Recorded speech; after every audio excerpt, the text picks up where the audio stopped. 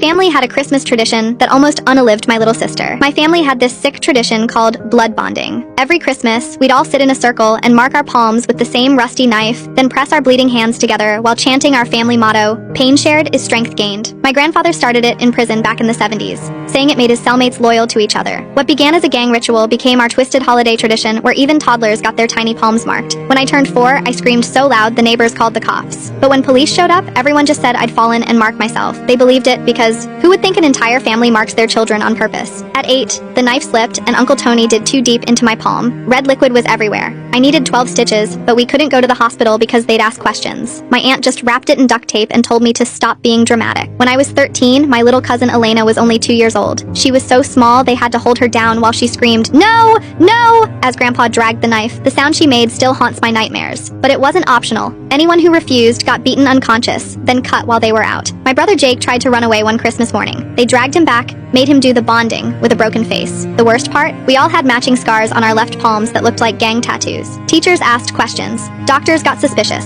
But we were trained to lie, to say we all had the same accident with broken glass. When Elena turned 7, she begged me not to let them mark her again. She'd been having panic attacks every December since she was 2. I promised her I'd protect her this time. But when Christmas came, Dad looked at me with dead eyes and said, "This is what makes us family. Blood is thicker than water, and ours runs together." So when they grabbed Elena and she started screaming, I did something that changed everything. I grabbed the rusty knife from Grandpa's hands and marked my palm deep. Red liquid was gushing everywhere. I was screaming, but I didn't let go. "You want it?" I yelled. "Here's your damn red liquid!" Everyone froze. Elena stopped crying. The room went dead silent. My family was so shocked they just stared at me. Dad finally wrapped my hand in a towel and told everyone to go to bed, saying we'd deal with this tomorrow. But I couldn't sleep. Elena was crying in her room. My hand was throbbing, and I knew this would never end unless I did something. Around 2 a.m., when everyone was asleep, I snuck into Elena's room and woke her up quietly. "We're leaving," I whispered. I helped her climb out her bedroom window, then followed her out. My hand was still bleeding through the towel, but I didn't care. We ran barefoot through the snow to Mrs. Patterson's house next door. She was the neighbor who'd called police when I was 4. I banged on her door until she answered, still in her nightgown. When she saw us, me covered in red liquid,